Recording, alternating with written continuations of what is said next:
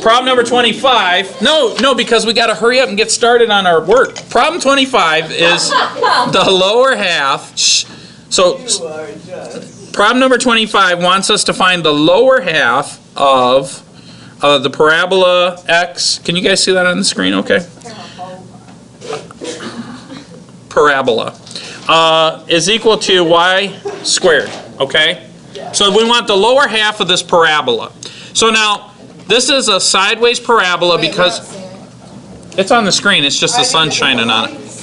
Turn the lights off. I mean, like, are you doing it on that thing? I'm recording it, and you guys are just so loud and disruptive right now, and I'm just going to put it on the internet so that people can understand what I have to deal with on a daily basis. So anyways. You just told us a story. Oh, yeah, it's my fault that you guys can't behave. Okay, here we go. So y equals x squared is parabola, but when you switch it and you say x something something something equals y squared, it turns the parabola sideways. All right. So what we can do is, the first thing we can do is graph this. All right. And so when we graph this, where'd my calculator go? So when we graph this, what is going on? See what you guys did?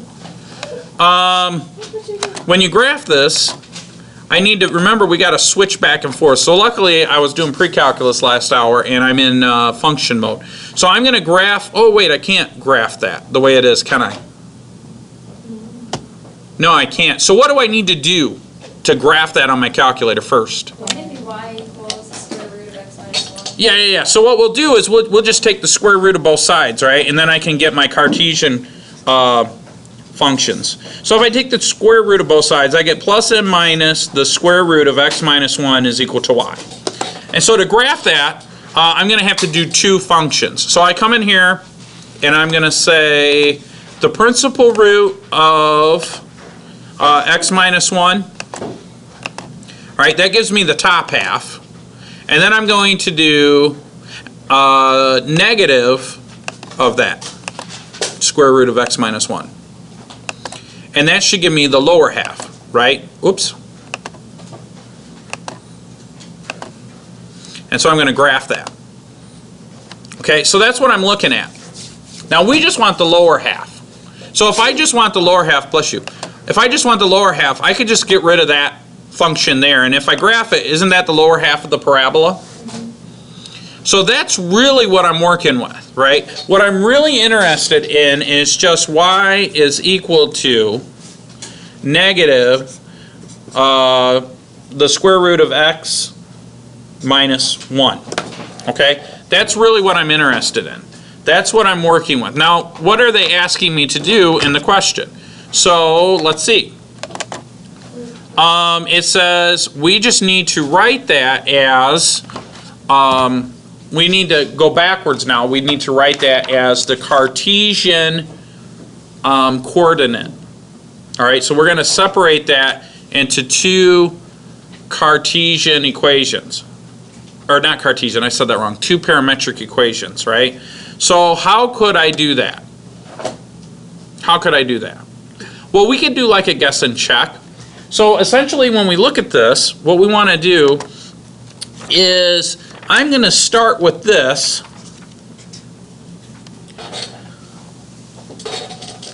How can I guess what I want you guys to do is to try to think your way through this. What is the relationship between x and y?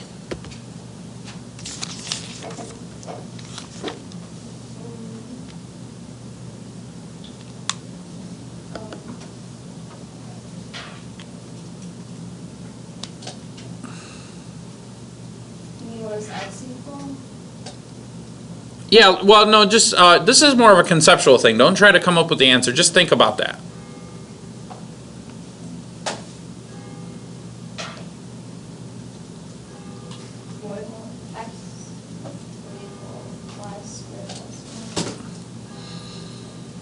Yeah, so what I want you to do is we've got y squared is equal to the square root of x plus 1.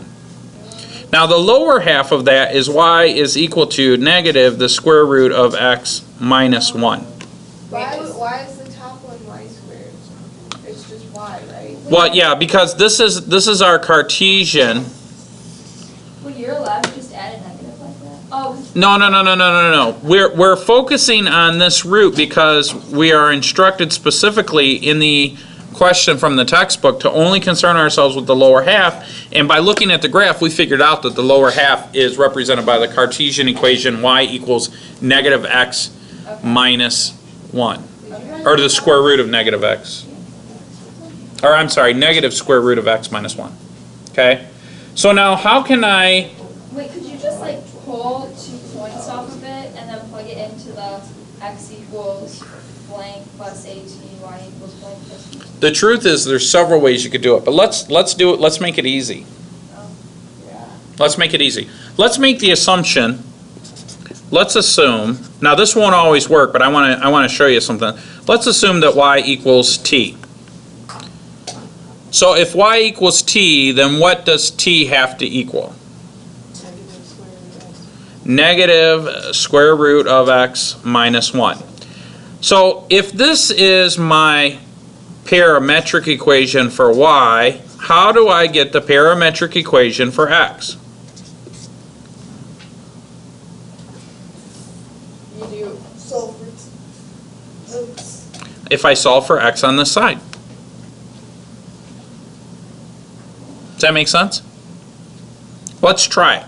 So if I square this and I square this whole thing, over here I get t squared is equal to, now when you square a square root you're left with the base and then the negative sign goes away, so we're left with x minus 1, right?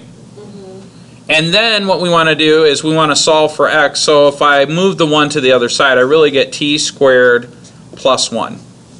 So now I have 2 parametric equations. I have y is equal to t and x is equal to t squared plus 1. Now I think one of you girls mentioned that you could try plugging t in for this and t, and you can. All those ways will work, and you might get 2 different parametric equations. As long as you use algebraic methods and you don't make any mistakes, it'll work. But the easiest way is to take either y or x, set it equal to t, and then figure out what t has to equal. In other words, I've got y equals some stuff. Well, let's make the stuff equal t, so then set t equal to that stuff. That stuff will have x in it, right? And then you solve for x. And that algorithm will work every time, okay? So anyways, this is where we're at. How do we verify to make sure that it works? Plug it into the calculator. So now I'm going to go into my calculator and I need to change my mode to parametric mode, right? So I'm going to come down here, select it, and then I'm going for my x function, we said it has to be t squared, right, plus 1. And then on the bottom here it just has to be t, right? And I'm not quite sure what we want to make this, but let's start t at 0 and we'll go to 1 and see what we get, okay?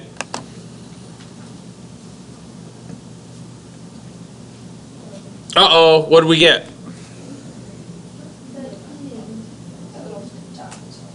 We got a little dot. So now what? Now, you reset your window.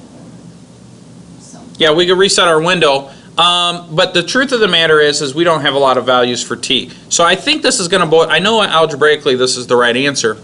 Let's make our minimum a negative number and see what we get. Okay? And the reason I say that is remember that we want the lower half of the parabola, so that means all of the y values would have to be negative, right? So I'm going to put in like a crazy negative number. So let's put in like negative 20. And let's do the maximum value. Now the reason I say that is when t equals a positive number, what would the y value be?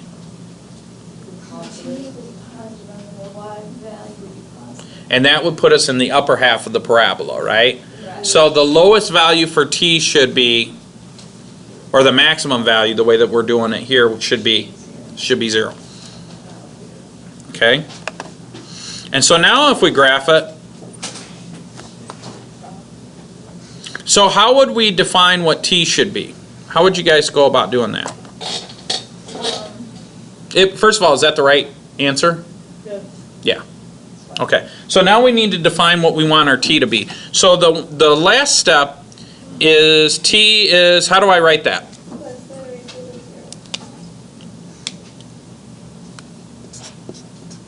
You are absolutely correct.